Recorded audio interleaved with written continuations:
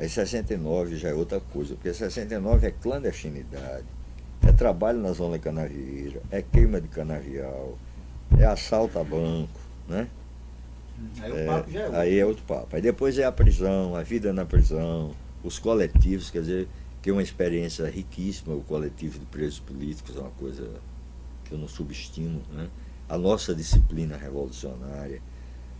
Momentos em que botaram 44 homens dentro de uma cela e a gente sobreviveu. E sabe quanto tempo durou isso? Durou 10 meses. Foi um castigo de 10 meses. 44 homens numa cela com direito a um sanitário. Né? Para estourar mesmo. Era para nos fuder mesmo, para acabar com a gente. Né? A gente já estava estourado pela tortura, eles queriam acabar. Não, e tem um detalhe seguinte, digamos, a relação entre vocês é uma coisa interessante, né? Você tem uma ideia. Eu sou muito amigo de Teresa Vilaça. Quer dizer, eu sou praticamente como eu fosse o olheiro. Quer dizer, primeira coisa que ela pergunta, e os meus anos? Porque são Juliano e Luciano. Ela sempre, quando conversa com a gente, pergunta como vão os meus anos. Pois é, quer dizer, com o Luciano ela teve um relacionamento, inclusive, pessoal, etc, né? E eu era assistente do comitê da Zona Canavieira, porque ela trabalhava numa empresa no Recife, né? Juntamente com mais uma companheira, a Rildete, que era a Mariana, né? A Teresa Vilaça era a Adriana e a Rildete era a Mariana. E elas duas, por trabalharem nessa empresa que tinha por tarefa fazer reforma agrária na usina Caxangá, na Zona Canavieira de Pernambuco, e como elas eram do PCBR, né, a Rildete ficou até o fim do PCBR, mas quando o Luciano foi para a LN, a Adriana, a Teresa Vilaça, acompanhou também, foi para a LN. Então eu era assistente, eu dava assistência, e várias vezes desci com ela ou com a Mariana. Você é Zé Carlos. Eu era Zé Carlos, no campo, né? E chegou uma hora que o Zé Carlos estava tão popular que eu mudei para Raul, né? Em homenagem ao camarada lá de Cuba, mas não pegou, né? Apesar que Raul, que nada, rapaz, tu é Zé Carlos meu. Eu disse, rapaz, já virou nome, né? Mas é um nome bem fuleiro.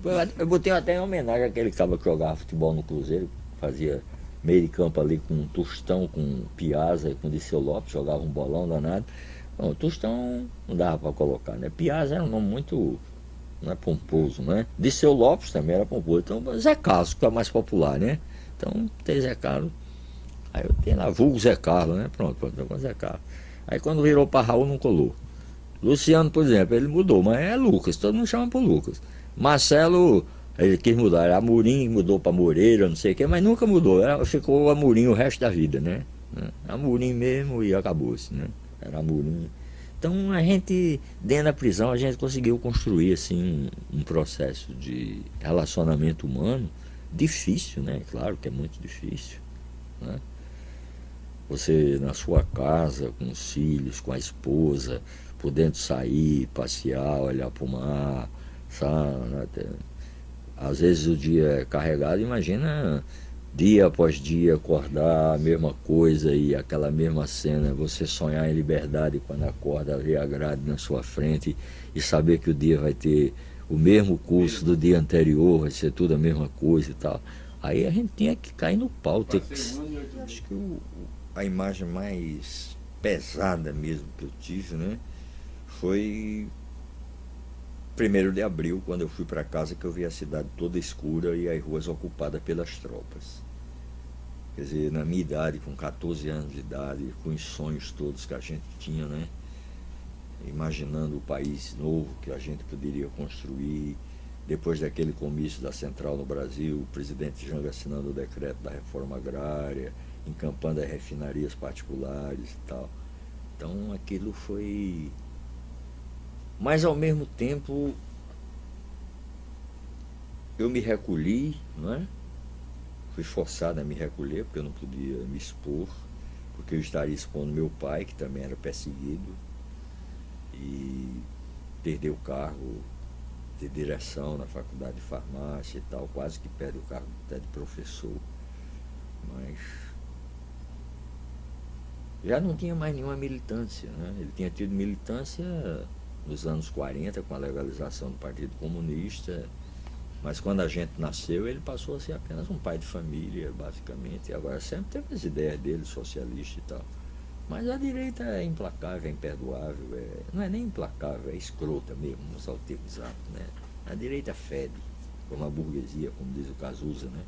Que não é nenhum ideólogo meu não, mas isso aí eu concordo com ele.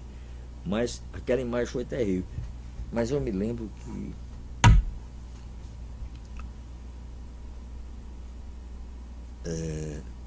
em casa, quando eu cheguei baixinho, papai ainda estava lá procurando a Rádio Central de Moscou, a Rádio Pequim, a Rádio Havana, né? E a gente sabendo que existia, isso para nós era fundamental, um outro mundo e a possibilidade de construir um outro mundo. Me espantou que durasse tanto tempo a ditadura, 21 anos, né?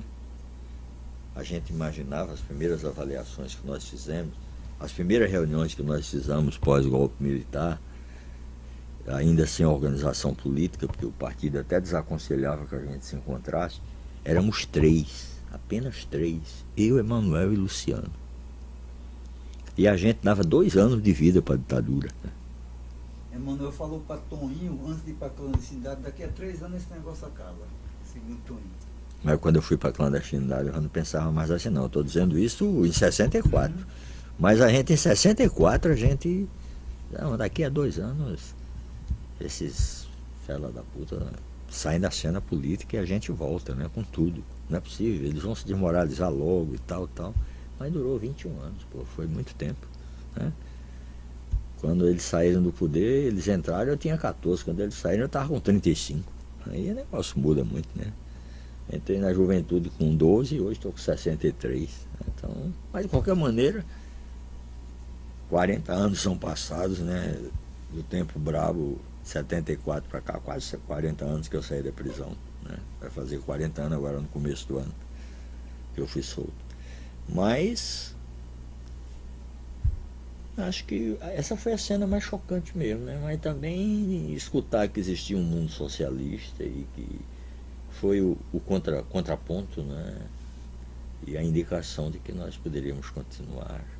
E grandes companheiros, né? É isso que eu queria perguntar, porque na verdade você conviveu com uma figura mítica, né? Quer dizer, eu queria que você falasse um pouco sobre Apolônio de Carvalho, porque o pessoal, todo mundo fala que você escapou. Graças a ele, com ele, ele Conta que me... essa história aí pra gente. É o seguinte, Apolônio, a gente chamava, era o comandante dos 3 exércitos, né? Brasil, ele fez a Revolução de 35, né? Espanha, porque ele foi das brigadas internacionais, quando as brigadas se dissolveram, ele entrou no Exército Republicano Espanhol. E comandante da resistência francesa em Marselha. Então a esposa dele, a Marie Longerie, é francesa, né? E quando ele foi preso, ela foi à embaixada francesa e o embaixador francês foi até o Doicode, a Barão de Mesquita, no Rio de Janeiro. E eu já estava preso e já tinham ferrado com o olho meu, com a perna e tal, então eles estavam naquela, né, dos que isso aqui acaba marcado para não ficar, né, não dá, ou ele colabora ou morre. Colaborar e entregar. Eu era o secretário-geral do partido aqui no Nordeste, de Salvador a Fortaleza, eu conhecia tudo. Então não tinha sentido, né? Tinha que existir. Mas o Apolônio chegou e disse que eu estava preso lá e o embaixador francês interferiu, né? Porque meu pai era fundador da Aliança Francesa de Natal, né? E o Apolônio sabia desse fato, porque eu conversava em francês com o Apolônio antes da gente ser preso, né? Ele falava francês, eu falava também, quer dizer, ele falava, eu ainda falo, né? Lamentavelmente ele faleceu. E o fato da França ter se preocupado com a vida dele, porque ele é coronel do exército francês. Um título de honra pelo seu papel na resistência. E tem uma rua em Paris com o nome, Coronel Apolônio Carvalho. Não é qualquer um, não é em Paris, não é em qualquer lugar do mundo. Quer dizer, um cara que estava lá, o nome dele estava ao lado do nome de Charles de Gaulle e dos comandantes da resistência. Na sede do Partido Comunista Francês tem o nome dele, né? Que foi feita, por sinal, pelo Oscar Niemeyer, e o nome dos 44 mil dirigentes comunistas franceses que foram fuzilados pela Gestapo. e os heróis comunistas de outros países do mundo que foram lutar na França. O da Polônia, até pela questão alfabética, é um dos primeiros, né? Tá lá, uma coisa que nos orgulha. Tem um outro brasileiro que também, pela letra D, o Dinarco Reis, que foi companheiro dele em 3 tragédias, né? 35, a Guerra Civil Espanhola, e a Vitória, que foi a resistência francesa, né? Então, eu fui preso na casa de Apolônia, entrei na desgraça, independentemente da vontade dele, né? O Jason me levou lá irresponsavelmente, mas também foi preso, coitado. Faleceu até o ano passado, Marcelo me disse, né? Mas a gente estava tão cercado, né? Que a gente não sabia o que fazer. Estava procurando encontrar os companheiros do partido, de uma forma ou de outra. Então, desespero mesmo. Como diz o Lamarca lá, né, quando fugiu para o sertão da Bahia, estou fugindo porque na cidade nós estamos como ratos dentro de uma ratoeira, não tem para onde ir. A situação está difícil. Mas, ao mesmo tempo que eu fui preso na casa do Apolônio, eu fui salvo por ele, tranquilamente, né? Ele só tem um problema, ele nunca aprendeu meu nome. A gente conviveu muito tempo no Rio de Janeiro, né? Participando de 1º de Maio, de atos de solidariedade a Cuba, a El Salvador, a Nicarágua, a Panamá, etc. E toda a vida que ele me contava, como é que vai, camarada Zé Carlos, está tudo bem? Eu dizia, Juliano Siqueira, meu nome. Zé Carlos, pode deixar. Mas o dele ninguém se lembrava do nome de guerra dele, né? Era Alceu Lima. Uma sacanagem que ele fez com Alceu de Amoroso Lima. Botou Alceu Lima, eu disse. Eu até disse, eu quero que prenda o velhinho, rapaz, deixa ele continuar, ainda estava vivo nesse tempo, né? Alceu Lima era o nome de guerra dele. E o primeiro nome de guerra do Mário Alves foi Martins Silva, depois botou Silveira. Mário Alves? Sim, Mário Alves era a pessoa. A Mário era a pessoa por quem eu tinha a maior admiração, porque Mário era uma pessoa enciclopédica, né? Mário era capaz de discutir sobre poesia, sobre cinema, sobre música, sobre literatura, e uma capacidade de análise política impressionante, conhecedor de economia, principalmente a questão agrária, que ele estudava muito, filosofia. Tinha até um jeito interessante de participar da reunião, ele pegava o papel, né? Dobrava em 3 partes, anotava o que tu falavas, né? Fazia uma coluna, a segunda coluna ele fazia uma observação, crítica ou de apoio, e na terceira ele fazia a intervenção dele.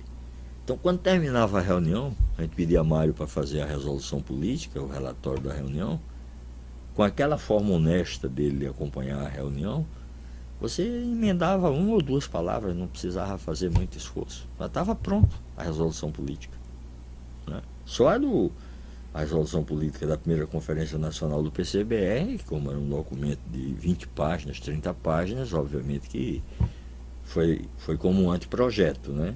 Mas as resoluções do Comitê Central. Agora, com o Mário, eu buscava aprender muito, porque ele me via como muito jovem, realmente era jovem, eu tinha 19, né? Ia fazer 20 anos. E tenho lembranças dele que são ao mesmo tempo sérias, assim, ele me indicando livros para eu ler, né? De filosofia, de economia, de política, sobre a questão 4 séculos de latifúndio, as obras do Caio Prado Júnior sobre dialética, etc. E tal. Foi o primeiro cara que me falou em Antônio Gramsci, né? Eu não sabia nem quem era Gramsci. E de lá, depois que saí da prisão, procurei Gramsci, ele conhecia Lukács, aquela coisa toda. Falava russo, né? Escrevia, traduzia, francês, inglês, italiano, espanhol, alemão. E um cara que morreu com 46 anos de idade, morreu não, foi assassinado, 46 anos de idade, né? Foi em 70, ele era de 23, 24, ele ia fazer 47 anos. Então, foi uma coisa brutal.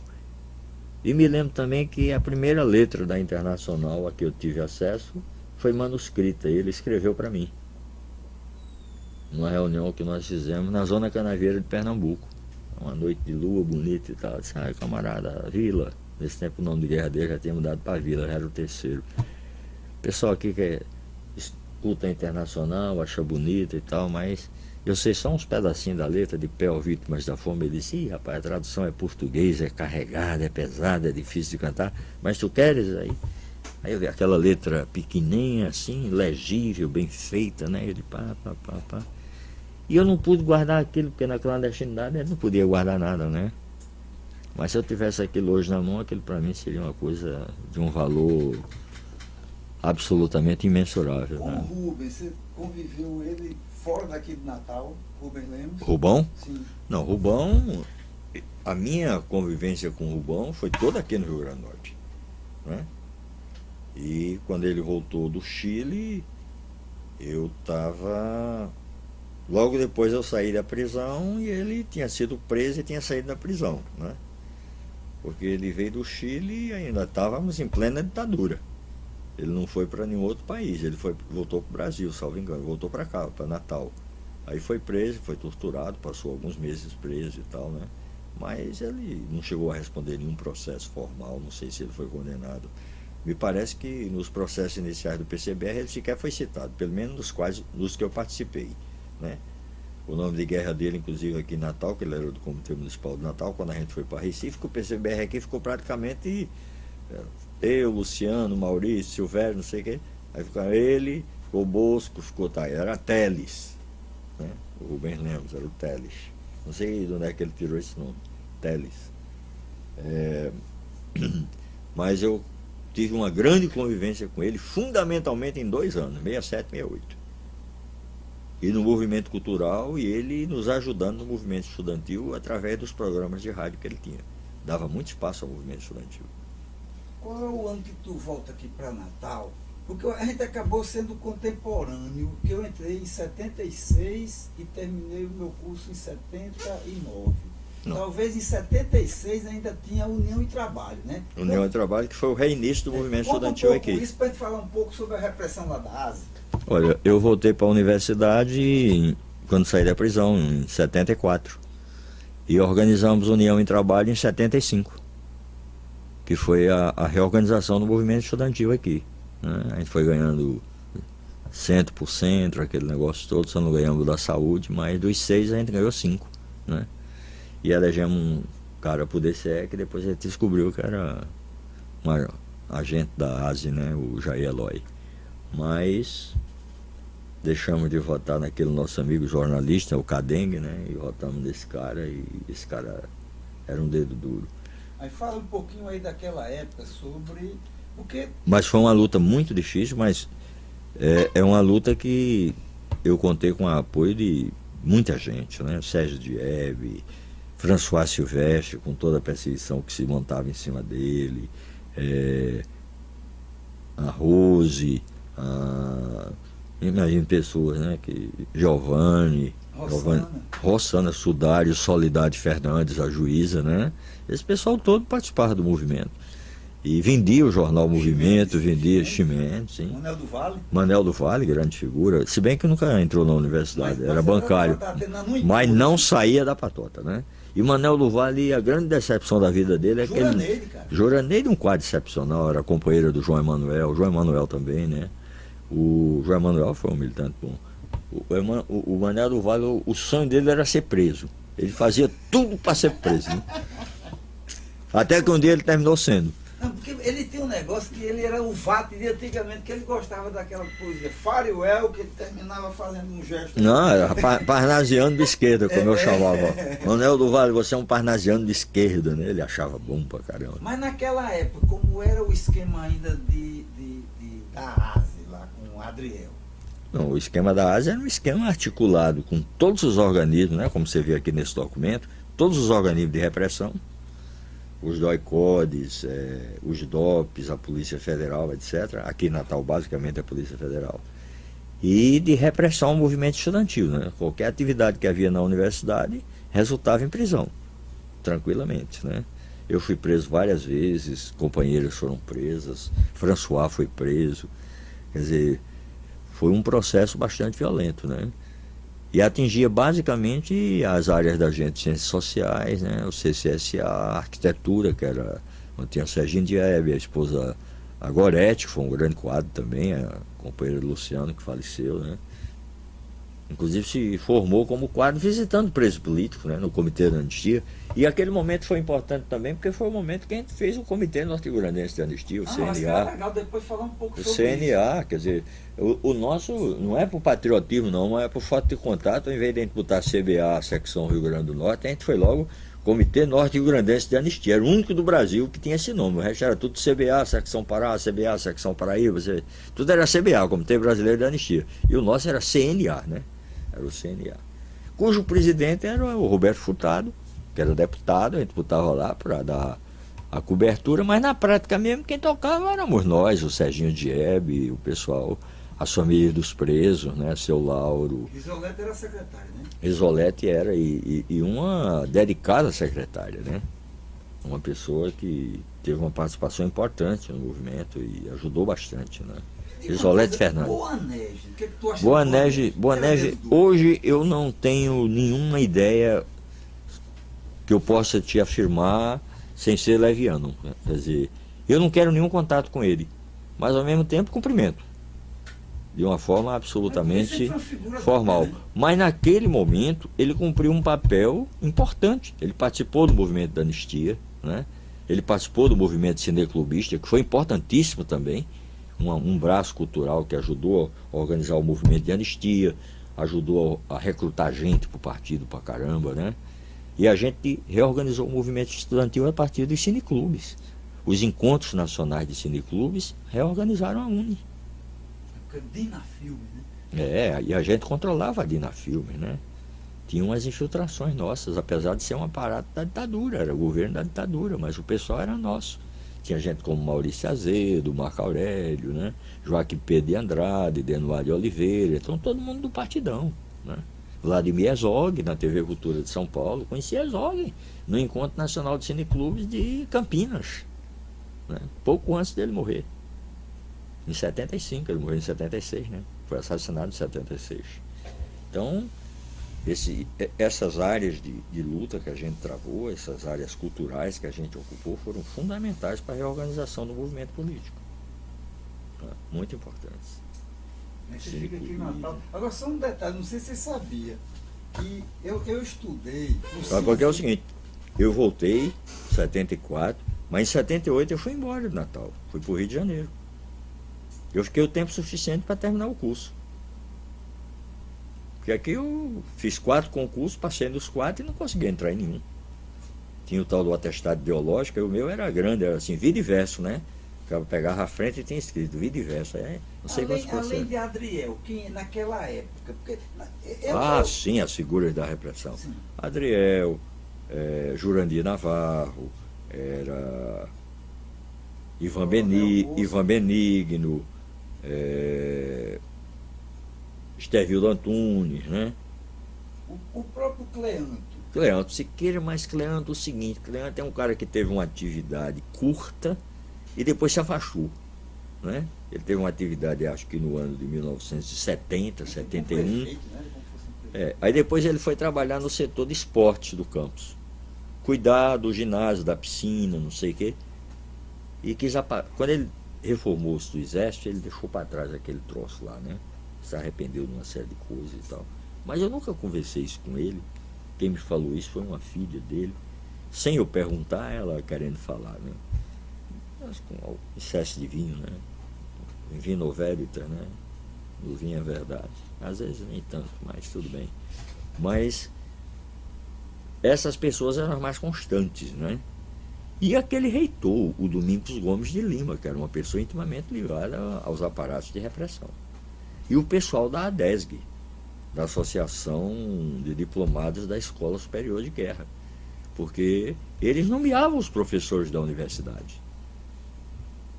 E os caras começavam ingenuamente numa tal de EPB, Estudo de Problemas Brasileiros, e quando você olhava, estavam ensinando direito processual, constitucional, economia política, etc., porque não tinha concurso. Quer dizer, o prêmio para os delatores era um cargo bom no Serviço Público Federal. Serviço Público Federal. Ou então nomeados promotores, como Newton Pires, e, ao mesmo tempo que promotor, professor do curso de Direito. Quer dizer, um duplo prêmio, né? pelo Fazendo serviço. os cursinhos da ADES. Exato, fazendo o serviço dos cursinhos da ADES e a prática adesguiana nas chamadas comissões de investigação e no SNI e nas ASES, né? Nas assessorias de segurança e informação, que existiam em todos os órgãos federais, não apenas na universidade. Todos os organismos federais. Até no Banco do Brasil, na Caixa.